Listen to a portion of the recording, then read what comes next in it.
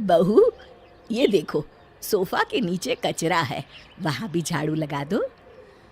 वो क्या है ना सासू माँ, मैंने अपने घर में कभी झाड़ू पोछा किया ही नहीं। अच्छा, हाँ सासू माँ, वहाँ काम वाली आती है ना, और जब नहीं आती तो मेरी माँ कर लेती थी। ठीक है ठीक है, जल्दी करो बेटा, 8 बज रहे हैं और गौतम 9:15 बजे ऑफिस के लिए निकल जाता है।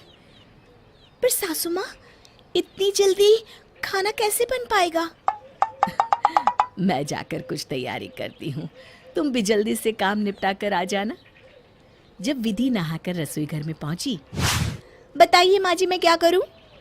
सब्जी दाल चावल बन गया है, आटा भी मान दिया है, तो बस रोटियां सेक ले फटाफट। पर ये क्या सासू माँ, एक ही सब्जी? तो दाल तो है ना साथ में। अच्छा, देखिए बुरा न मानो तो एक बात कहूँ सासू माँ, मेरे यहाँ तो एक सब्जी में कोई खाना खा ही नहीं सकता। भैया तो सीधे थाली ही फेंक देते हैं। ये कहकर वो रोटियां बनाने लगी। हाँ हाँ ठीक है, पर जल्दी हाथ चला। माँ मैं जा रहा हूँ। अरे रुक बेटा, ये ले तेरा डिब्बा। ठीक है माँ, चलता हूँ मैं। इतना कहकर वो ऑफिस चला जाता है। दोपहर में सुमन जी विधि से कहती हैं, बहू आज किराने की लिस्ट बना लेना, गौतम कल जब ऑफिस से लौट कर आएगा तो सामान भी लेता आएगा।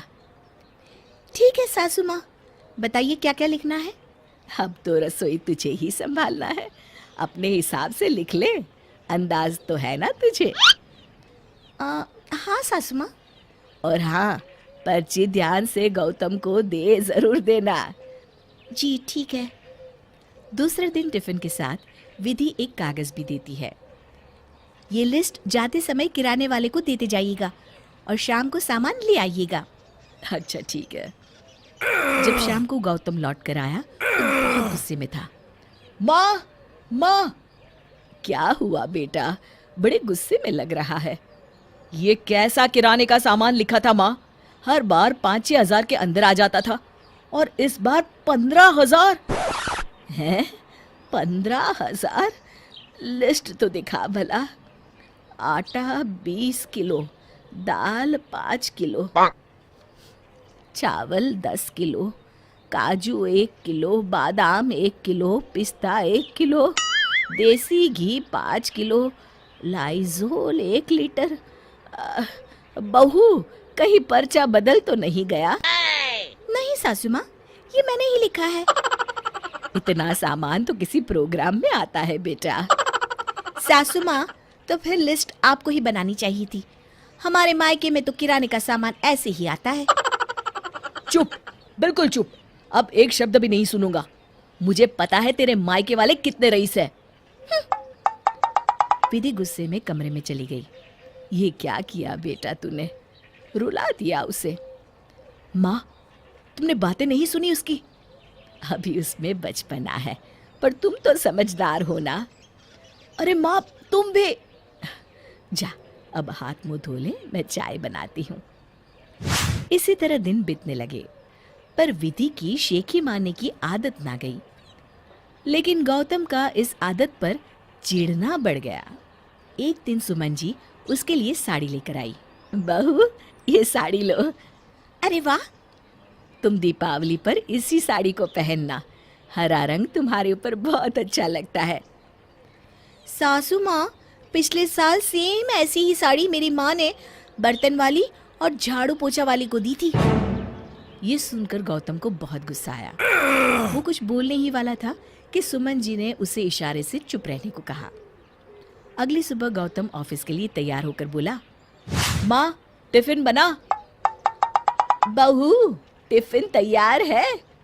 हाँ, बस हलवा रखना बाकी है। जल्दी कर बहू, ला हलवा मैं रख देती हूँ। सासू माँ, ऐसा हलवा तो मेरे घर में किसी के गले से ना उतरे। हम लोगों को तो एकदम घी में तर हलवा पसंद है। आज गौतम के सब्र का बांध टूट ही गया। वो अंदर गया और हाथ में एक सूटकेस लेकर वापस लौटा। विधि, विधि! जी कहिए। चलो। कहाँ? तुम्हारे मायके। क्यों? वहीं रहो और दूध घी खाओ, जब तुम्हारा पेट भर जाए तब आ जाना, समझी? अरे बेटा सुन तो। नहीं माँ, मैं नहीं झेल सकता। ये कहकर उसने विधि का हाथ पकड़ा और लगभग घसीटते हुए उसे मायके छोड़ आया। कुछ दिन बाद सुमन जी ने कहा, बेटा तू तो ऑफिस में रहता है और मैं पूरे दिन घर में अकेली रहती हूँ और इसीलिए खाली घर खाने को दौड़ता है। माँ, मैं कैसे जाऊँ? बड़े गुस्से में छोड़कर आया हूँ उसे। तो क्या हुआ बेटा, पूरे दिन घर में चहकती फिरती थी। देखता हूँ संडे को। अगले दिन गौतम का टिफिन देकर सुमन जी ने कहा, आज ध्यान से ले आना बहू को। आज नहीं माँ। शाम को जब 6 बजे गौतम घर लौटा तो उसने देखा दरवाज़ा बंद है। चलो एक्स्ट्रा चाबी से खोल लेता हूँ। दरवाज़ा खोलकर जैसे ही गौतम सोफा पर बैठा, उसकी नज़र टेबल पर रखे कागज़ पर पड़ी। मैं बहू को लेने जा रही हूँ, तुझे आना हो तो तैयार होकर बनारसी मिठाई भंडार पर आ जाओ। वो जल्दी से टैक्सी लेकर बनारसी मिठाई भंडार पहुंचा तो देखा माँ उसका इंतजार कर रही थी। आ गया तू? मायके में सुमन जी से विधि की माँ ने कहा, कैसी रही आप लोगों की तीर्थ यात्रा? सुमन और गौतम एक दूसरे को देखने लगे। तभी विधि बोली, अरे मैंने ही माँ को बताया था कि गौतम जी आपको तीर्थ यात्रा पर लेकर गए हैं, तभी तो मुझे जल्दबाजी में यहाँ छोड़ गए थे। जी जी, बहुत अच्छी रही। फिर सुमन जी ने विधि की माँ से कहा, विधि से कहिए जल्दी निकलेंगे, नहीं तो रात हो जाएगी। जी हाँ, तैयारी तो हो चुकी है, खाना भी तैयार है, खा कर ही जाइएगा। खाना खाने के बाद सुमन जी ने कहा, खाना बहुत अच्छा था सबनन जी, मजा आ गया। तब विधि की माँ हाथ जोड़कर बोली, विधि ने बताया था कि हमारे यहाँ बिना 3-4 सब्जी और मिठाई के कोई खाना नहीं खाता, पर हमसे जितना हो सका उतनी ही व्यवस्था की। गौतम ने मन में कहा, अच्छा तो मैडम जी यहाँ अपने ससुराल की तारीफों के पुल बांधती है। घर पहुँचने पर सुमन जी ने विधि से कहा, बेटा ये अच्छी बात है कि तुम दोनों घरों की इज्जत बनाए रखना चाहती हो, पर याद रखो बेटा, ये झूठ की नींव पर नहीं होना चाहिए।